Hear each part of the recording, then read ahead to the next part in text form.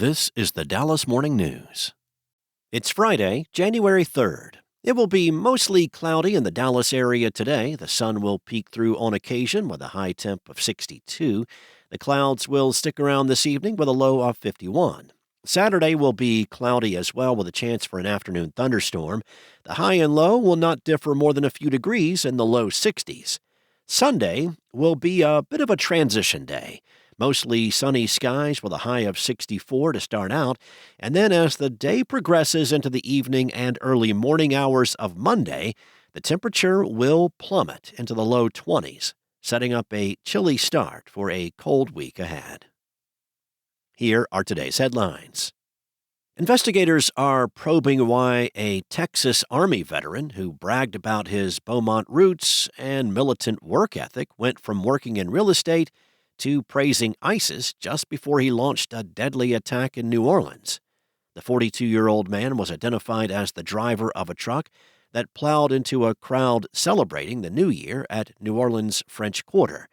The rampage ended when Shamsud-Din Jabbar exited the rented Ford pickup and was fatally shot by officers in a shootout with police.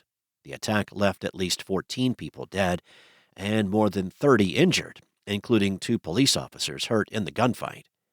President Joe Biden said Jabbar posted videos on social media mere hours before the early morning attack, indicating that he was inspired by ISIS. An Islamic State group flag was discovered in the pickup.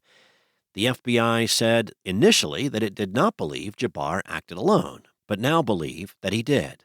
The investigation at least extends into Louisiana and Texas, where law enforcement from the FBI's Houston office descended upon a location possibly linked to Jabbar in the northern part of the city. An FBI SWAT team, crisis negotiators, and counterterrorism investigators were among those deployed to the area. Court records and a now-removed YouTube video reviewed by the Dallas Morning News paint a picture of a man who struggled after his military service ended, including with mounting financial struggles, a contentious divorce, and a failing real estate venture in the years leading up to the attack. In other news, the suspects at the center of the New Year's terror attack in New Orleans and another in front of the Trump International Hotel in Las Vegas both got their vehicles through an app-based car rental service called Turo. The San Francisco-based company has taken off in recent years as a sort of Airbnb for cars. Turo confirmed Wednesday on its website that both vehicles were rented through their service. Turo is an emerging player in the car rental industry. It's taking a page from companies such as VRBO and Airbnb by enabling owners to rent their property to those looking for cars to use over short periods. The company has 150,000 hosts and 350,000 active vehicles available through its app. The platform allows car owners to list their private vehicles on the app for renters to use, with hosts ranging from single car owners to companies with dozens of vehicles. Next up, November home sales in Dallas-Fort Worth showed the strongest year-over-year improvement since mid-2021. But those who watch the market closely have some concerns. Prices have appeared to flatten, but they remain high. Mortgage rates continue to fluctuate as concerns about future inflation linger. Homes are taking longer to sell. Conditions favor buyers, but concerns about long-term supply continue. The median price of a Dallas-Fort Worth home was $395,000, up just over 1% from November 2023. Another closely watched housing measure shows Dallas metro prices are only slightly above what they were last year. DFW home prices were up less than 1% in October compared to the previous year, and that's well below the 3.6% increase nationally.